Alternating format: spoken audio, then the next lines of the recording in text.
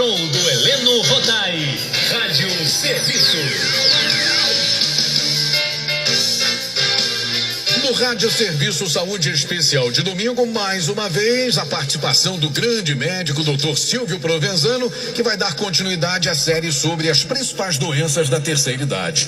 Hoje o Dr. Silvio vai falar sobre acidente vascular cerebral, mais conhecido como AVC, que é a doença que mais mata no Brasil e a que mais causa incapacidade no mundo. Ele vai explicar o que é o AVC e qual o tratamento recomendado. Bom dia, bom domingo, Dr. Silvio.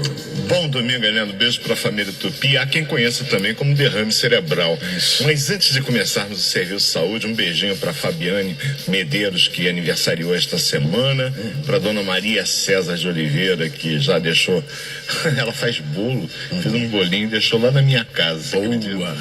Pro João Mossoró, que me deu um presente, para você, Regina, pelo carinho deste presente de Natal, em nome da família Tupi, eu tenho certeza, não mereço tanta gentileza, mas agradeço. E a Paula Ranieri foi a primeira a comentar, mandou um beijo para vocês, com saudade. Beijo para Paulinha, trabalhou com a gente aqui na produção. Sim. Então, para começar nosso bate-papo, amigão, o que é AVC?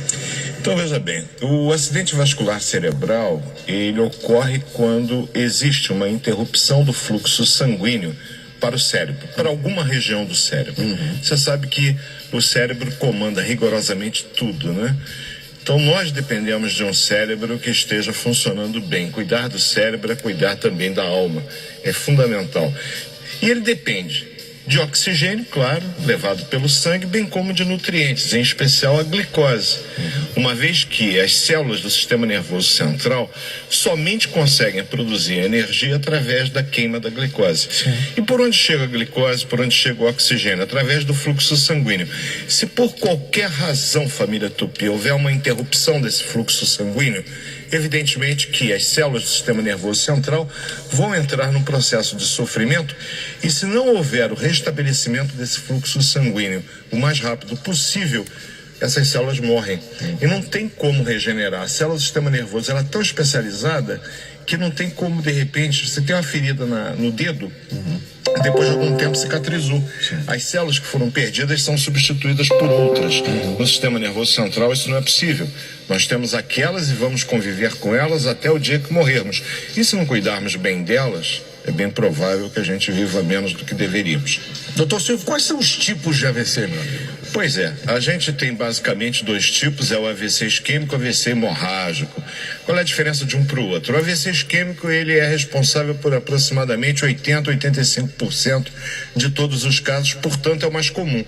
Esse ocorre quando um trombo, um coágulo, ele obstrui a passagem do sangue.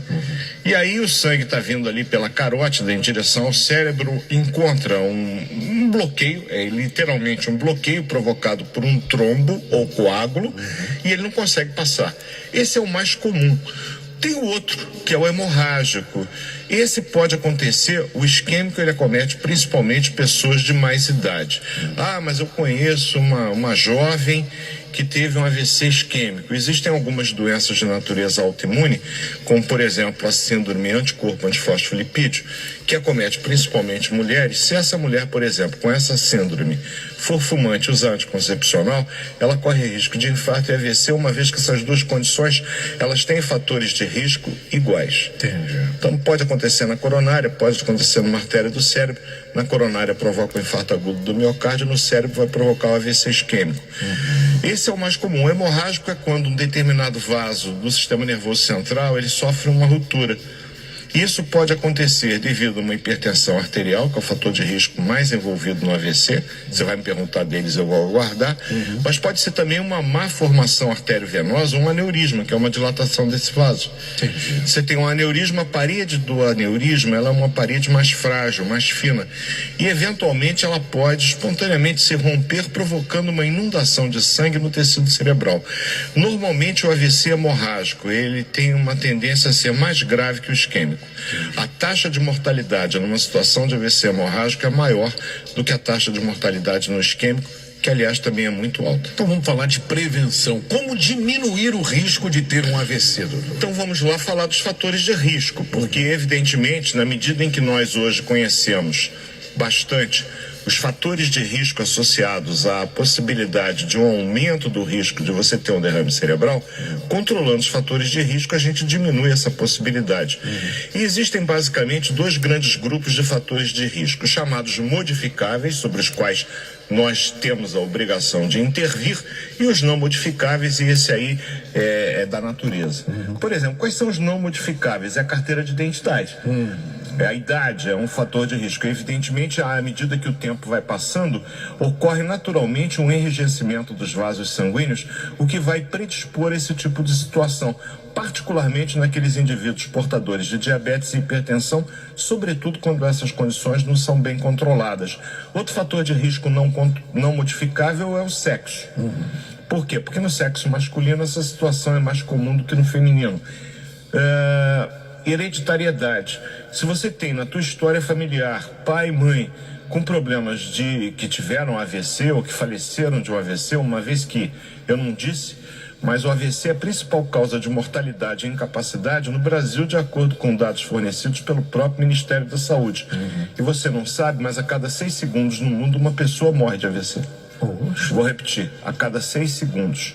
Uma pessoa morre de AVC. É impressionante, é uma das principais causas de mortalidade dos seres humanos. É muito mais do que qualquer guerra, do que qualquer bala perdida. É uma situação realmente extraordinária. Então, outro fator que a gente tem é a história genética. Se você tem uma genética com história de AVC, você tem que se cuidar mais, principalmente com relação aos fatores de risco, que eu vou falar agora. Ainda tem o da raça, uma vez que nos afrodescendentes a tendência ao AVC é maior do que nos caucasianos ou nos amarelos. Os fatores de risco modificáveis, esses a gente tem que se preocupar.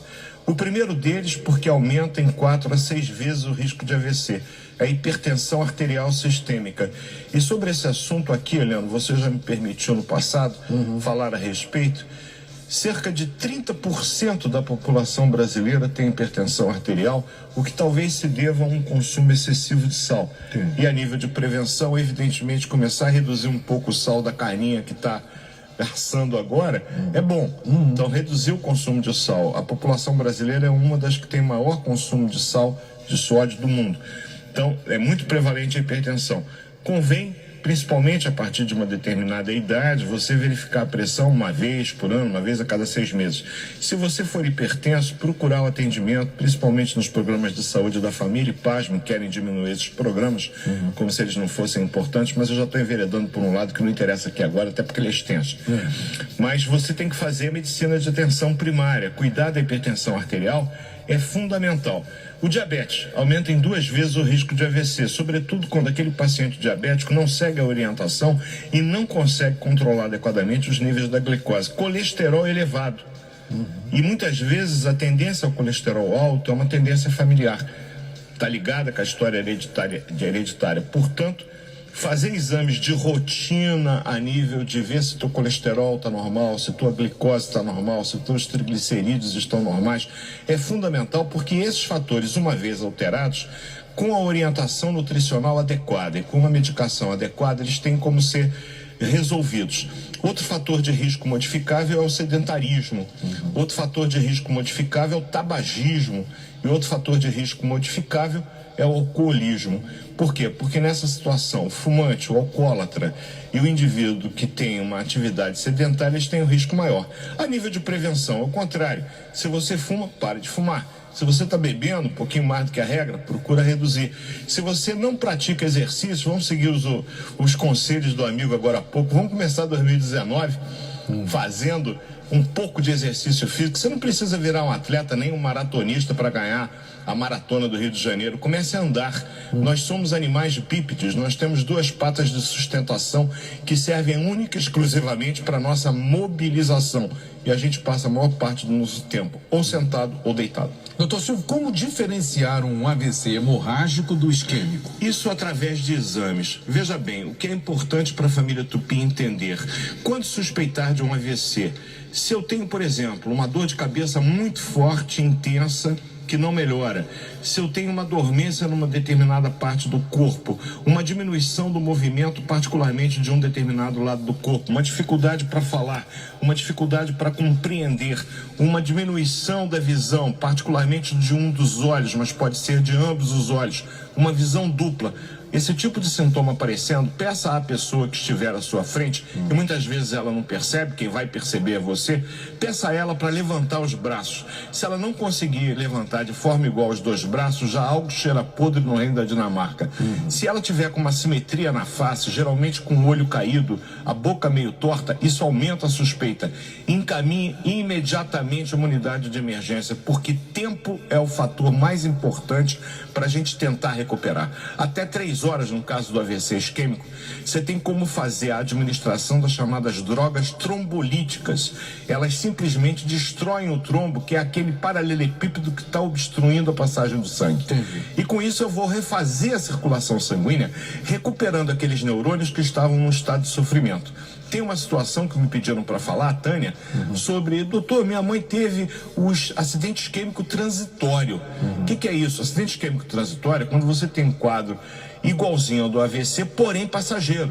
Mas essa é uma situação de extrema importância na medicina, porque algum fator de risco, como hipertensão, diabetes, arritmia cardíaca, pode ser responsável por essa isquemia transitória, e Deus, na sua imensa generosidade, permitiu espontaneamente a recuperação.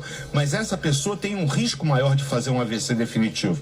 Lembrando que o AVC é a principal causa de morte no Brasil, e aqueles que sobrevivem, somente 20% depois de um ano têm a sua independência de volta.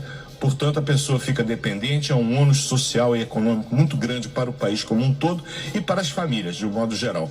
Prevenir o AVC, reconhecê-lo precocemente, encaminhar nessa situação através do nosso sistema de atendimento médico de urgência, o SAMU, é fundamental. E outra coisa, não dá para esperar a ambulância, bota no carro e leva para emergência. Perfeito. Assunto para a semana que vem, amigão. Nós vamos falar de problemas oftalmológicos, né? Vamos falar um pouco sobre catarata, sobre glaucoma, degeneração macular. É bom porque eu estou precisando rever esses assuntos, e antes de vir fazer o serviço de saúde, eu estudo a semana inteira esses assuntos. Então eu escolho a dedo para me reciclando aos poucos. Olha, Heleno, eu te agradeço mais uma vez o carinho do presente aqui, fazer parte da família Tupi, fazer parte da tua família, é algo assim extraordinário, entrar nos lares da família Tupi todos os domingos. Gente, vocês não sabem como isso para mim é importante, como é fantástico poder fazer isso e, acima de tudo, poder compartilhar as informações médicas que podem ser úteis, e pelo retorno que eu tenho tido das pessoas da família Tupi, tem sido muito útil para muitas pessoas que, lembrando do que a gente fala, corre na emergência, muitas situações são minimizadas. Esse é o objetivo do Serviço de Saúde, orientar, passar informações, uma vez que informado, você tem condições de tomar decisões na sua vida muito mais acertadas. Obrigado mais uma vez à Rádio Tupi, a direção da rádio. Obrigado a você, Helena e a Regina. A Lelê, a todos aqui, o Jorginho Epa, que todos os domingos tem sido de uma paciência exemplar com esse indivíduo que não é radialista, não é jornalista, é apenas um médico que tenta passar e que aprendeu muito com você a falar nesse microfone aqui. E eu quero dar uma boa notícia, né? Domingo que vem o Dr. Silvio Provenzano vai estar aqui, né? Às 10h30 no Rádio Serviço Saúde, e no nosso programa especial, no dia de Natal, dia 25, estaremos aqui de meio-dia às 3 da tarde, e o Dr. Silvio estará também ao vivo com o Rádio Serviço Saúde especial também. E com a promessa da rabanada da Regina, eu não posso deixar de vir. Beijo, família Tupi, um bom domingo, uma semana abençoada para todos, que Deus esteja com vocês. Abraço, querido, até semana que vem. Show do Heleno.